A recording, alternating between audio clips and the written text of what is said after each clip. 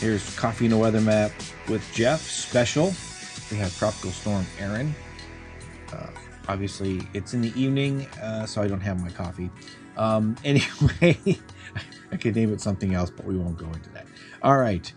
Just wanted to go through and just kind of brief everybody on what's happening with the tropics now. As we were looking at this morning, if you caught that, we had a 90% chance of formation within the next 48 hours for Invest 97L. It has now become Tropical Storm Erin.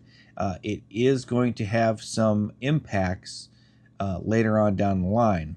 It's still well out over a week before it even gets close to the United States. Just to kind of give everybody a brief overview of what is out there, though, we do have 3 disturbances currently.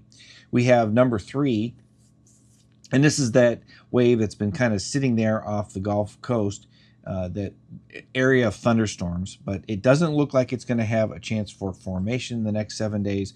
The Hurricane Center finally came out with something on that. 2 is Invest 96, which has been out there. They thought that would have done something before, and then it backed off, and it just keeps getting into colder waters and keeps going north. So that doesn't look like it either. And we have another area of disturbed weather. It's got a 10% chance of becoming tropical that's out there south of Nova Scotia and Newfoundland. The area is it's off of an area of a cold front. And just to kind of take a look at what's going on in the tropics.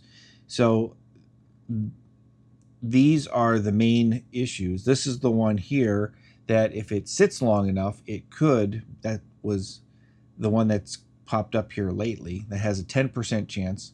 Here's 96L down here. It's got a 96% chance. It's out in the middle of the ocean.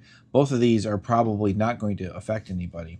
Winds will, the jet stream basically with the winds there will push both of them off to the northeast and out away from major land masses.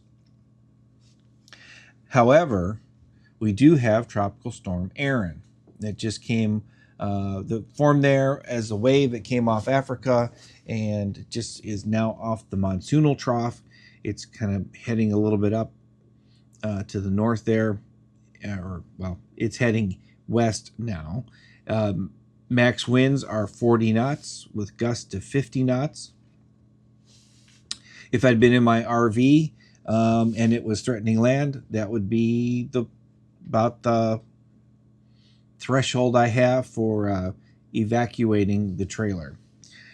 Kind of looking at the rest of the area, we do have, just to kind of show you that it is starting to, as one other YouTuber, Mark Sudduth on hurricanetrack.com, he also was talk about the bundling of the energy. So it looks like it is on its way trying to get things going there as we look at the 850 millibar vorticity.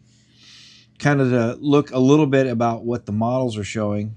There is Erin on this morning, actually this afternoon, the 18Z run of the GFS. Let me get to 0Z, 0 forecast. There we go.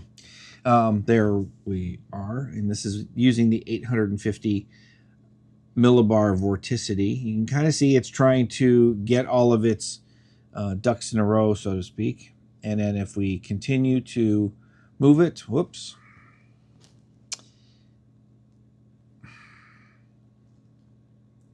Screen, don't do this. It does become pretty well defined, moves out. At this point, it passes at least north enough of Puerto Rico and the Lesser Antilles so that it doesn't cause any issues with them.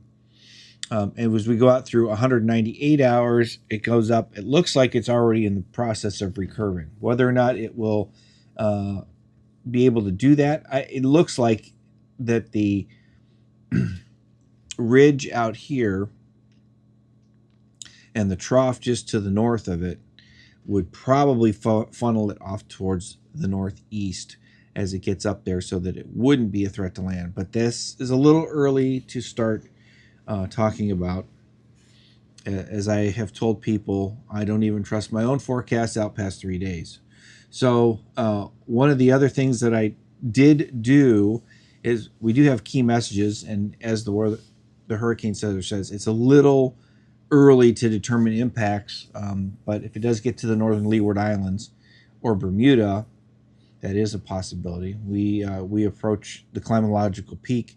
It is a time for people to get prepared. Now, what I did do, and I got to pull it back up again here, get Google Earth here on my tablet, and we can kind of zoom in a little bit on this. The current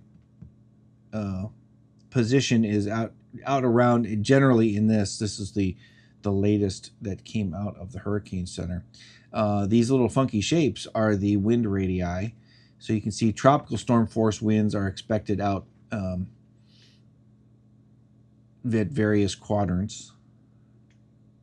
And there's enough tropical storm force winds that they deemed it possible to be called a tropical storm. Then it's forecast to get higher. We may be approaching hurricane strength sometime here in the next couple of days. In fact, if I pull this back up here,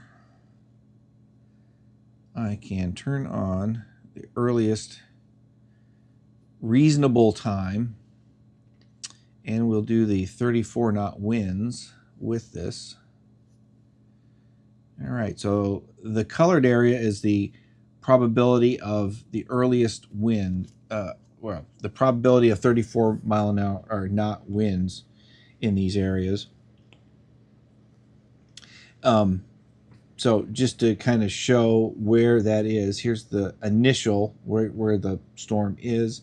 You've got the forecast, and then along that area you see the more orange or red, I guess in this case, the better chance you will have of seeing at least tropical storm winds. Of course, as we get into the hurricane, as you can see the little H there in the middle of all that, we start getting into almost categorical. That is over 80% chance that you're going to see tropical windstorms. So I just thought I would get some of these areas, get this out here. You can see that the current 5-day forecast only goes out through Friday. So the earliest time that it could possibly affect anybody, at least early reasonable time at this point, is 8 a.m. on Friday. It'd be during the day on Friday. Is Guadeloupe, Montserrat, St. John's, Anguilla, and the British Virgin Islands could all be under the gun sometime during the day there, at least with tropical storm force winds with the current track. Now, that's one of the things with this, that it's the current track. So let's put something else up here. Let's turn off. Whoops. So the idea is that this is the track currently forecasted by using several of the models and the intuition and experience of the forecasters. However, you got to think of this line as something that could move within this blue cone. So the blue cone is the air of uncertainty. And the further out you get, the larger that cone becomes. So just think of the fact that this major hurricane could be as far north as up here or as far south as down here.